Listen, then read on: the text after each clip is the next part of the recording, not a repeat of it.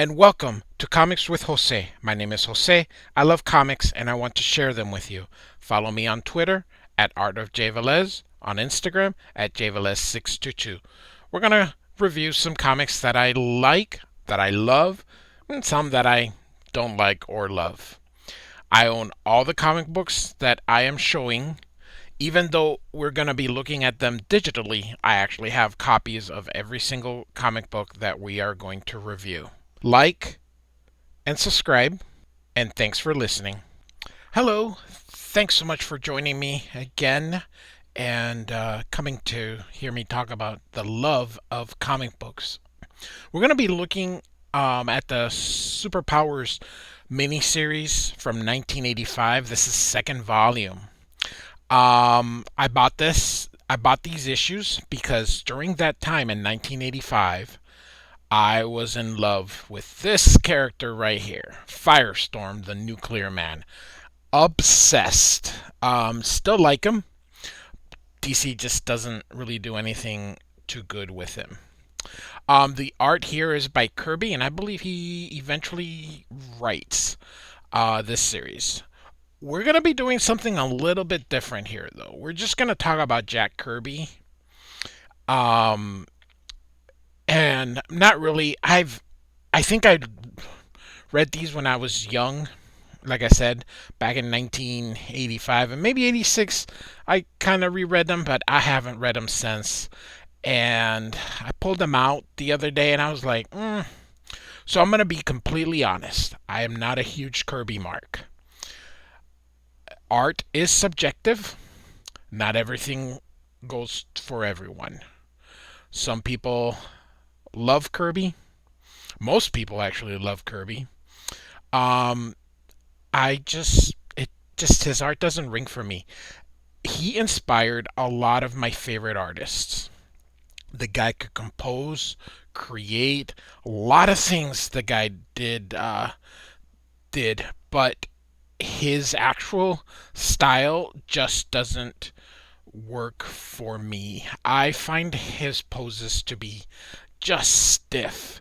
The dude could compose a page like nobody else, but for example, in these two, I mean, this guy here with the axe just looks funny to me. By this time I had already seen Simonson on Thor, John Byrne on X-Men and Fantastic Four, George Perez on Teen Titans and the Avengers, John Buscema, uh, all these people I've already seen, and just to me, it just Kirby is just different. It's like I said, his art it just doesn't ring to me, and I know that some of you listening to this is sacrilege. It's okay. It's like I said, art is subjective. I don't like Pablo Picasso either. I am not a fan of Salvador Dali. Here's another one. You see Desaad. I mean, just looks so stiff. I mean, Jack Kirby draws everyone as if they had to go to the bathroom and were just not able to go. Just so rigor. I don't know, and that's just to me. I know that again, he has created so many beloved characters, and I get it. It just, like I said, to me, like I said, the composition's great, but his style, no, it just doesn't do it for me. Um, like I said, everyone just looks so stiff. So here, just I don't know. Uh, like I said, it's not for everybody, but you know what? Even though his art style isn't for me, I really can appreciate his skill and his craft. The guy definitely knew, like I said, how to set an uh, compose a page. Um, it's just that art style. It's just um, When you look at Barry Windsor Smith is another perfect example, and you look at their art, it just there was an evolution, and with Kirby, to me, it just didn't seem. He just seemed stuck in this rigid. Everyone to me is like a statue. Here's Firestorm. The whole reason I bought this series is because I saw Firestorm in the cartoon, the Superpowers cartoon. I was like, oh, I absolutely loved just the colors, just everything, the red, the yellow, the fire for a head. And I got his figure. I also had the Hawkman figure. Um, the I don't think I had Batman or Superman. I had Green Lantern, Flash, Hawkman, and Firestorm. I did not have Superman sold out and Batman sold out because that's what everybody wants. Todd McFarlane has recently reissued the Superpowers toys in a very good tribute. A very I find them to be pretty cool. I didn't buy them, but I actually looked at them, um, and they weren't too bad. So, but here's just example of that rigidness of Kirby. So I understand, I even though, like I said, his style isn't for me. Um, he created the comic book language. That I think we can all agree on. This language of his is what um everybody just sort of went with. It just to me, it just again the art just doesn't resonate with me. The style. I'm a I grew up in my formative teenage years was Jim Lee, Mark Silvestri, um, Todd McFarlane, and that's sort of what I've gravitated. Now lately, in my adulthood, I've appreciate um, other artists, but I've never Jack Kirby. I've tried. I even um got the Fourth World trilogy or the Fourth World, and even then I was like, ugh, what the heck? But like I said, I can totally respect what he did. Um, Another person who I love. This is another panel. Like I said, it just to me it just doesn't work. But um, is John Romita Senior, who's draws beautifully and is from that generation. Well, not really. Jack Kirby was from a whole different generation, but I'm talking about the beginnings of Marvel. He's from that time. So, honestly, I couldn't tell you what's going on in this story. Like I said, I haven't seen it. He looks like Odin. Um, and Jack Kirby, of course, created Odin, so maybe he's ripping himself off. So, um, and to me, I think the problem was later Jack Kirby. Early Jack Kirby, I'm sort of okay because everybody drew like that. But when later Jack Kirby came and he still drew the boxy type characters, um, and everyone else just draws, like I said, George Perez and John Byrne, all these artists that were there. I mean, Jack Kirby died, I think, in 1992, and um, Kirby, Jim Lee had already come and all that. I don't know. So to me, that's why I say the art style just didn't quite resonate with me. A lot of the artists that I followed during my um, uh, high school and college years were also heavily inspired by Jack Kirby. I mean, Walter Simonson, who is in my top three um, of favorite artists. I mean, sometimes he's number one, sometimes he's number two. He's never worse than three. Todd McFarlane is sorry. Walter Simonson, Todd McFarlane, and Jim Lee are my three holy trilogy. Um, and I just love Simonson so much, and he's so inspired by Kirby.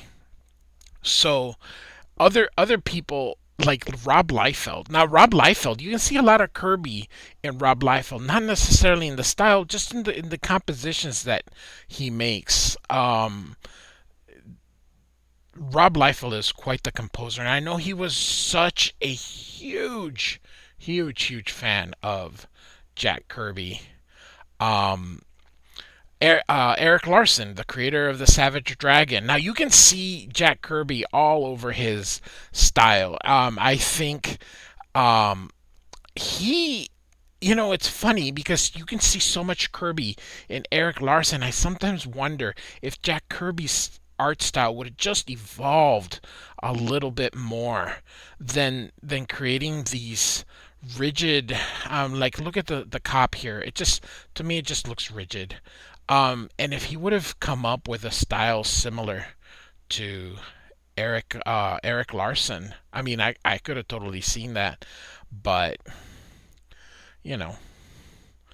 So we're just gonna kind of keep going through this. I think we're in issue two. I don't want to keep this too long here, so we'll just kind of move it along here so you can see the art. Comic books are mostly even though I'm sure there's a great story to this. Um, See, this it just like I said, this just doesn't work for me. Um, the comic books is a very visual medium, and I think the drawings are more important than the story. I think a clear, concise drawings can tell you what the story is without even reading the words. And you can because like I said, Jack Kirby is an a great composer of the page. It's just to me, see how I mean, look, just I don't know. This part doesn't, but he can compose, he can design. Unbelievable, unbelievable his designs. So so you can probably gather that there's dinosaurs involved, that's for sure. So Jack Kirby co-created, I should say, because got to give a little credit to Stan Lee, even though Stan Lee probably took more ideas than he probably should have. But he co-created the Fantastic Four, co-created most of the Avengers. He co-created Captain America. He co-created the X-Men. He went to DC and basically created the New Gods. He created the Demon, OMAC. So there's a lot of stuff Jack Kirby did. I think part of what drew him to this series was the chance to work with Darkseid, um, and bring him in again. And that also could be a problem with me is because I'm used to some of the more modern artists. But let me tell you, I, I there's artists who I like that, for example, Chris Samney. I absolutely adore Chris Samney. You can see a lot of Kirby in him, but it just looks a little different. But I love Chris Samney. I am a huge fan of Klaus Janson, the inker. The penciler um, is okay. It's serviceable, but the inker, oh, he is probably one of the best inkers. He does that beautiful line, very thick brush. He's an ink slinger. Again, Firestorm was just my absolute favorite. So kind of gonna move this along. I've already been rambling here for about 14 minutes. So So when you listen to this and you hear me go kind of like not a huge Jack Kirby mark, don't ratio me because I'm not dissing the guy. Like I said, it's to me it just doesn't work. The like I don't see what other people see, but that doesn't mean I don't respect the guy. That doesn't mean that I don't understand his his contributions, that I can't understand his designs because I totally do. You know, I love, like I said, man, I saw Firestorm and I just was hooked into this series. So during his run in Third World in the 70s, when he left Marvel, DC would have Superman's face redrawn. Kirby didn't even get to draw Superman's face because they themselves thought it was a little different. So, and one of the things that they did, I mean, when he went to, I love Firestorm so much, man. I forgot how great I thought this dude was. I wish DC would do more with him. So, um, DC, even when Jack Kirby left Marvel, they pimped him up so much. Yet, with their biggest icon, they won't even let him draw his face. Kirby drew everything except his face. The face would always get redrawn. And here's what I mean. It's a very simple, so Walter Simonson does things like these as well. I just think that Simonson doesn't carry the stiffness that Kirby does. But what Jack Kirby did for basically superhero comics just cannot be overstated.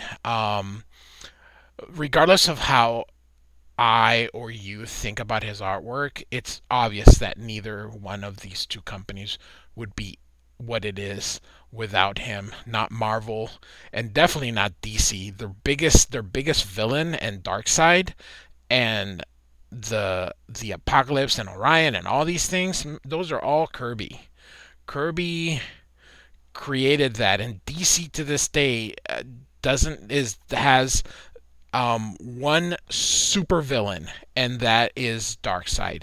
Regardless of everybody else that Superman fights, um, Darkseid is so big that when DC relaunched, the first villain that Jeff Johns and Jim Lee brought to fight the new Justice League was Darkseid. So that's how big a creator Jack Kirby was. So don't misinterpret my comments saying that I'm dissing him or disrespecting him. Again, I'm just saying his art not for me. It doesn't mean you can't enjoy it. It just means that I like other artists way more. Um, but like I said, his contributions are absolutely remarkable. And as much as I kind of, like I said, the style doesn't speak to me or calls to me, I have to say that he was to me a bigger creative force than Stan Lee.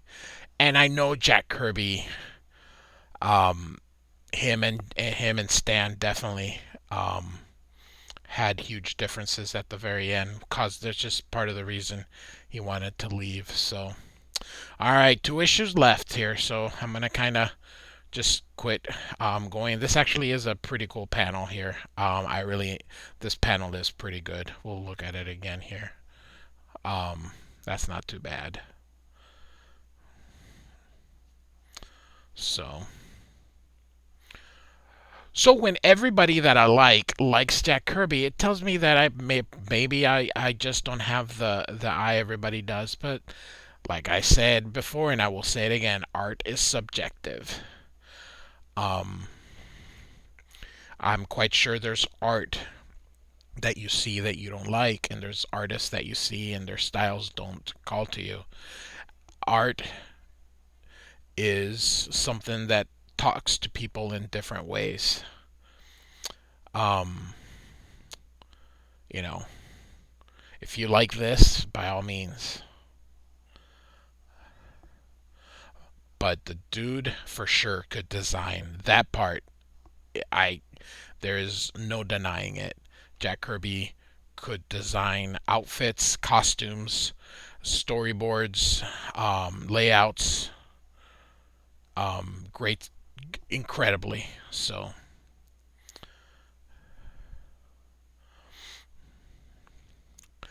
unlike other people, I just don't go around. I'm not gonna bash a guy who I think others whom I whose work I respect and they respect. If they respect Jack Kirby, obviously they see something, and that's great because whatever it is that they see that allows them to draw the way they draw, hey, that's not bad. I Like I said, I love Todd McFarlane. I love Jim Lee. I love Walter Simonson. A huge fan of John Romita Jr. He's another one a lot of people don't like, and it's funny. I don't care for Kirby, but man, John Romita Jr. me, I love the guy's work. I love Barry Windsor Smith. I love George Perez, John Buscema. Um, oh, so many contemporaries. The Kubert kids, Adam and Andy, their dad Joe. So there's a lot of artists during this long era that or that I do like like I said who respect Kirby and a lot of his Kirby's contemporaries whom I like. So here we are, the end of part 6 here. I'll see if I can wrap this up before we get to the 30-minute mark. It shouldn't be. Hopefully, it just takes a few more minutes. So, you know,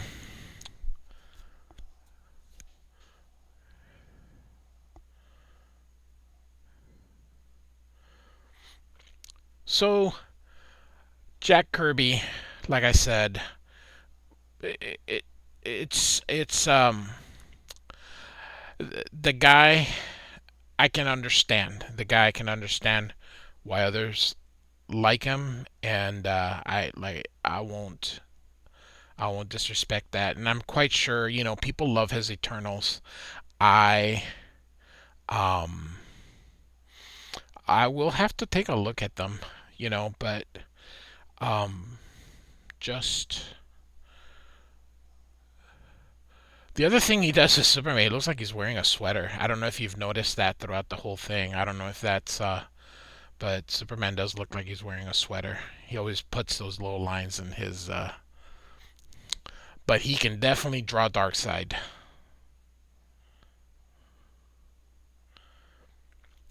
So I think this was like a three-part.